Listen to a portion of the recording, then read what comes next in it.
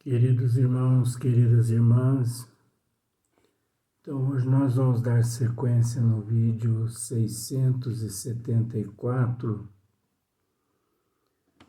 onde nós estamos fazendo um esmiuçamento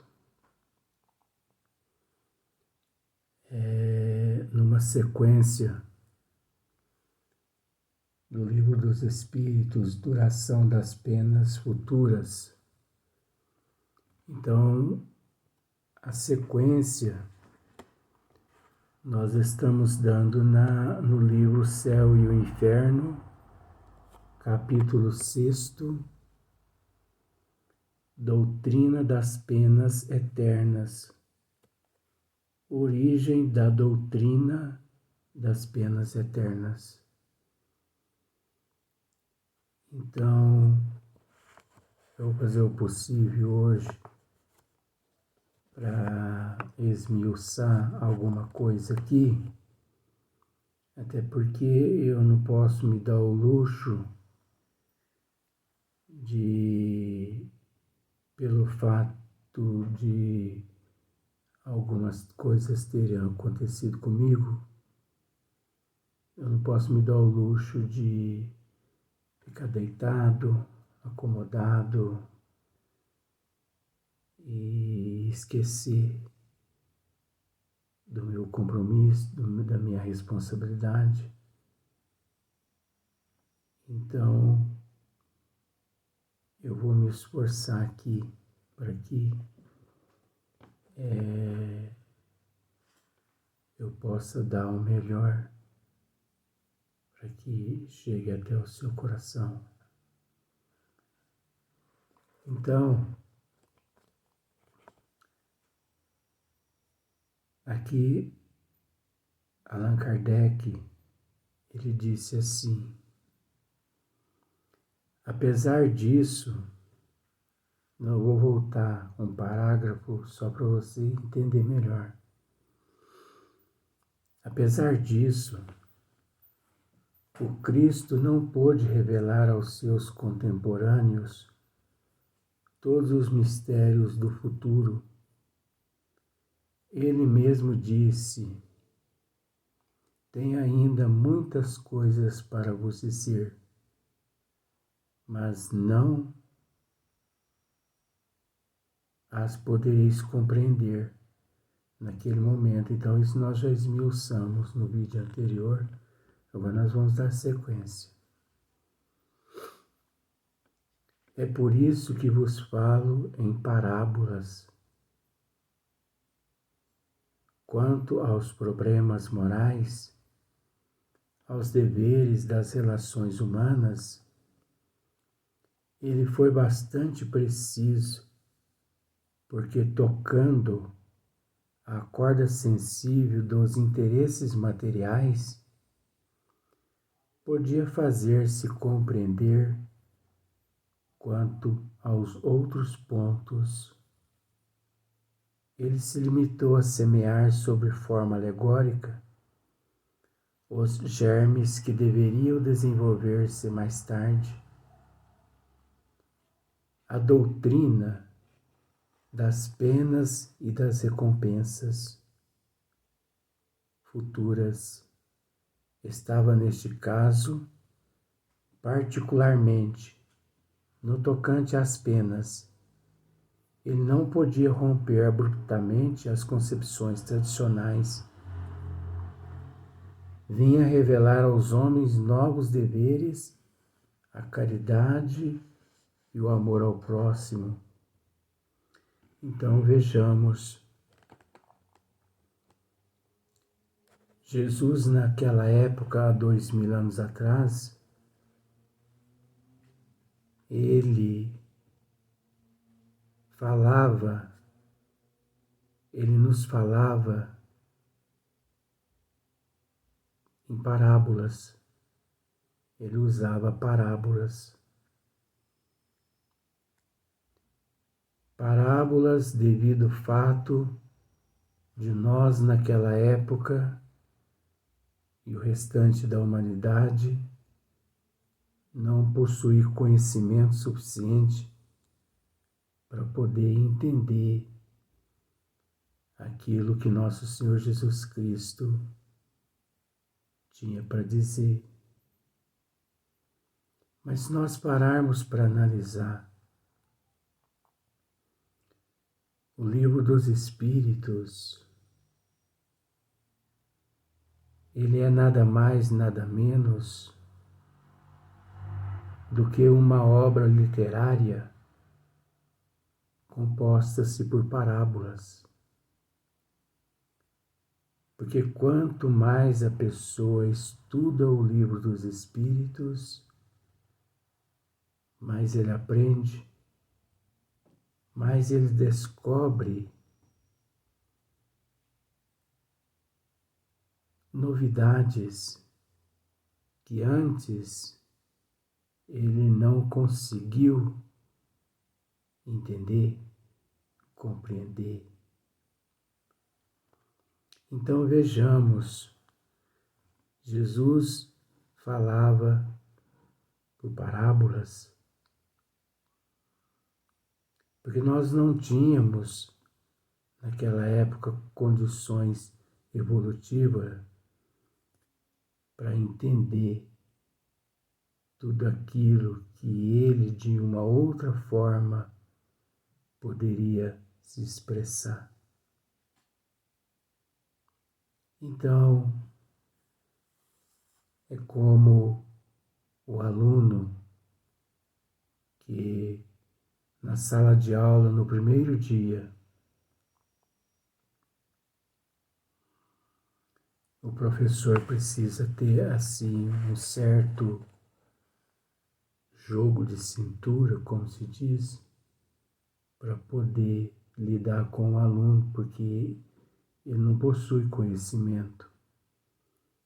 Só depois, com o passar dos meses, é que o aluno ele vai se ingressando naquele conhecimento e ele vai entendendo as matérias.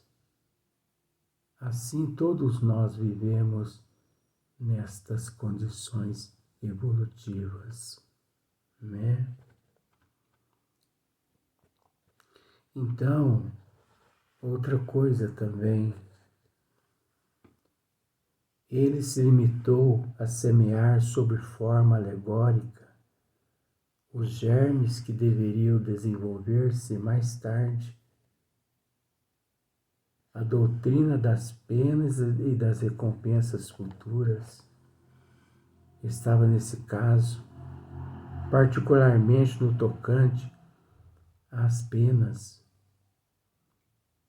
Ele não podia romper abruptamente as concepções tradicionais daquela época. Ele não podia. Ele apenas vinha revelar aos homens novos deveres, a caridade e o amor do próximo, substituindo o ódio e a vingança, porque naquela época as leis mosaicas ela ensinava o olho por olho, dente por dente, em todos os sentidos. Jesus, ele não veio, vamos assim dizer que Moisés estava errado, mas ele veio no momento certo nos trazer um novo conceito, uma nova forma de encararmos a realidade e de enxergarmos as coisas. Até porque, naquela época, Moisés, ele precisava agir como ele agiu. Ele precisava agir como ele agia. Nós, que naquela época éramos aqueles mesmos apenas mudamos de corpos através das reencarnações. Nós éramos mais primitivos. Então nós necessitávamos ser tratados da forma como nós éramos tratados. Você entendeu? Mas chegou um momento em que por merecimento e misericórdia divina, foi necessário que nosso Senhor Jesus Cristo viesse nos ensinar, né, a lei do amor, a lei do perdão, a lei da caridade, substituindo, né, tudo aquilo que nós havíamos aprendido a respeito do ódio, da vingança, do rancor, da maledicência, das maledicências, né? A abnegação em lugar do egoísmo. Isso já era muito. Ele não podia conscientemente atenuar o medo aos castigos reservados aos prevaricadores, sem enfraquecer ao mesmo tempo o princípio do dever. Então, como incentivar de um lado e podar do outro? Isso não é possível. Jesus prometia o reino dos céus aos bons. Esse reino estava, portanto, interditado aos maus. Olha só para você ver. Jesus prometia o reino dos céus aos bons. Esse reino estava, portanto, interditado aos maus. Então, fazendo uma análise, a lei mosaica, né, as leis de Moisés e de todos os teus seguidores, eles amedrontavam as pessoas, eles prometiam e amedrontava com o fogo do inferno, com o pecado. Então, observe para você ver, Jesus prometia o reino dos céus aos bons. No entanto, esse reino estava, portanto, interditado aos maus. De forma alguma. Por que aqui está sendo dito? Kardec está dizendo isso. Jesus prometia o reino dos céus aos bons. Esse reino estava, portanto, interditado aos maus. Para onde iriam estes? Não é verdade? Para onde iriam esses que cometeram alguns equívocos, que cometeram alguns males durante a sua trajetória evolutiva? Será que Deus, ele iria permitir que aqueles seres criados por ele, simples e ignorantes, mas propensos ao bem? Você acha que Deus, a inteligência suprema, a causa primeira de todas as coisas, iria permitir que aqueles teus filhos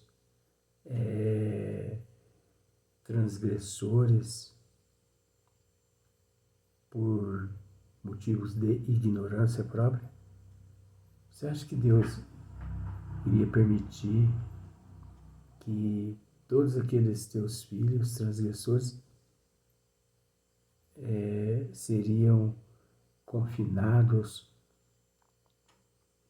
numa região purgatória, no fogo do inferno eterno, ali recebendo aquela pena.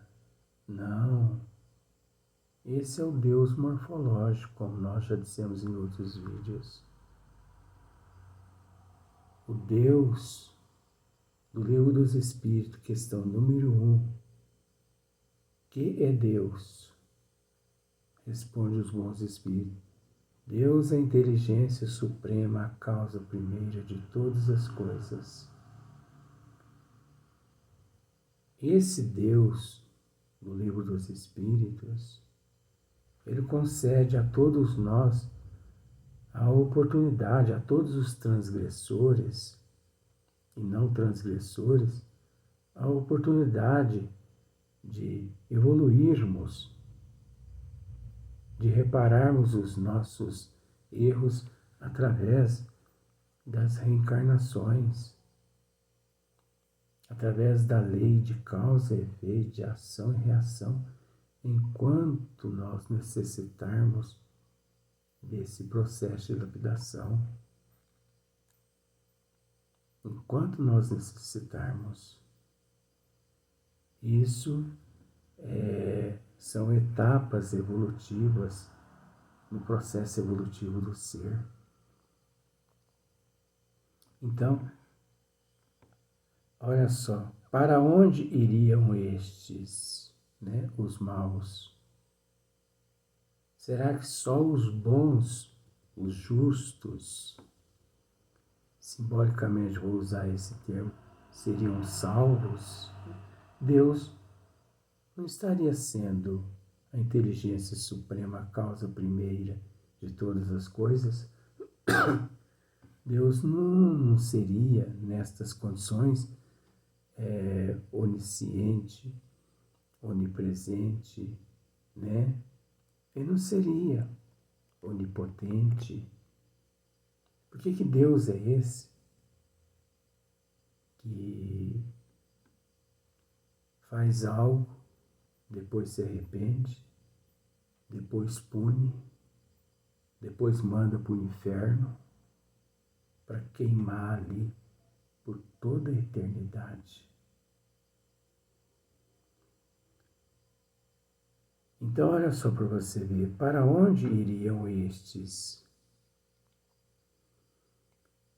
Era necessário uma contraparte capaz de impressionar as inteligências demasiado materiais para compreender a vida espiritual.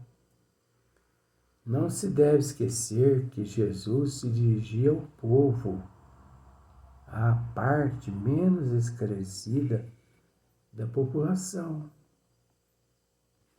Eis porque não podia entrar em detalhes supérfluos nesse terreno.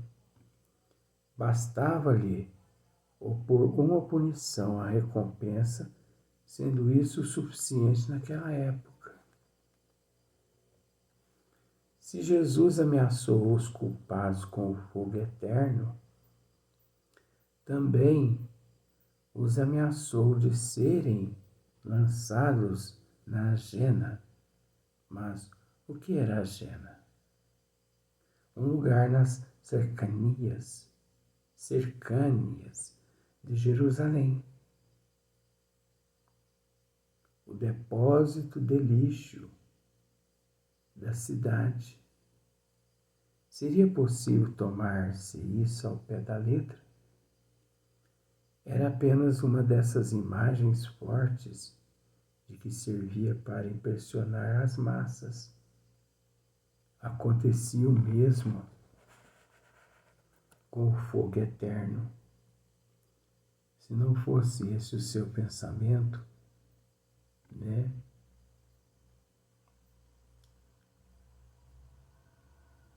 ele estaria em contradição consigo mesmo ao exaltar a clemência e a misericórdia de Deus,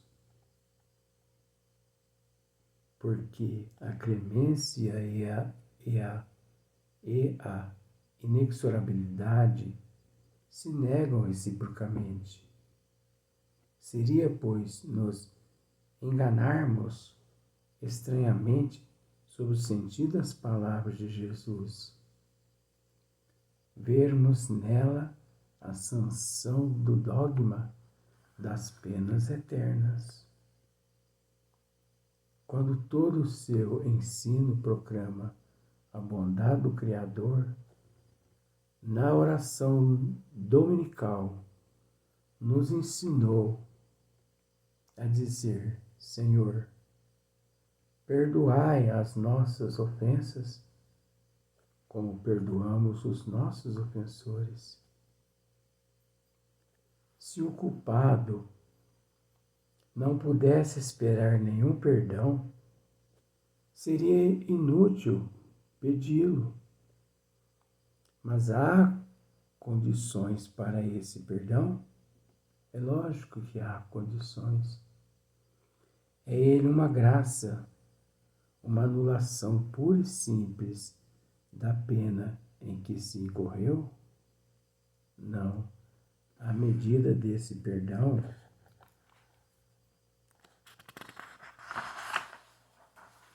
está subordinada à maneira por que perdoamos. Ou seja, se não perdoamos, não seremos perdoados, fazendo do esquecimento das ofensas uma condição absoluta. Deus não podia exigir que o homem frágil fizesse o que ele, todo-poderoso, não faria. A oração dominical é uma negação da vingança eterna de Deus. Olha só para você ver. Para os homens que só tinham uma noção confusa da espiritualidade da alma, a ideia do fogo material não era chocante, tanto mais que ela se encontra na crença popular proveniente do inferno pagão e quase universalmente difundida. A eternidade das penas nada tinha de repugnante para criaturas submetidas desde séculos à legislação do terrível Jeová. No pensamento de Jesus, o fogo eterno só podia ser uma figura. Pouco lhe importava que essa figura fosse tomada ao pé da letra, desde que devia servir de freio. Ele sabia muito bem que o tempo e o progresso se encarregariam de esclarecer o sentido alegórico, sobretudo quando, segundo a sua predição, o Espírito da Verdade viesse esclarecer todas as coisas aos homens. Então, hoje nós vamos ficar só com esse vídeo, porque devido a um acidente que eu sofri na data de hoje, eu estou com um pouco de dificuldade na respiração, porque afetou os meus pulmões. Então, eu estou justificando, porque senão as pessoas podem pensar assim: mas por que hoje foi feito só um vídeo? E eu me sinto no dever de informar os meus amigos por que eu estou fazendo um vídeo só, por que eu não estou esmiuçando. Por quê? Porque a leitura em si ela já é um esmiuçamento de Kardec. Então, devido a esse acidente que eu sofri hoje, eu estou com dificuldade na respiração. dores nos pulmões, dores em várias partes do corpo. Mas eu procurei me esforçar, mediante o meu compromisso que eu tenho com a espiritualidade e com todos vocês que se encontram do outro lado, de pelo menos um vídeo deixar aqui a todos vocês como uma forma assim de gratidão, de reconhecimento pela gentileza, pelo amor, pelo carinho de todos vocês. Eu estou bem melhor e rogo as preces, as orações de vocês, independente de crença, de raça, de cor. O importante é nós nos ligarmos a Deus e a Jesus. Então, até hoje é domingo, né?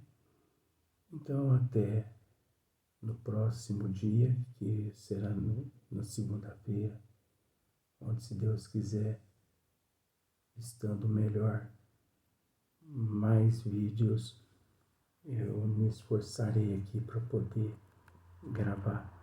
Aqui eu estou me esforçando, mas é que eu não estou conseguindo mesmo.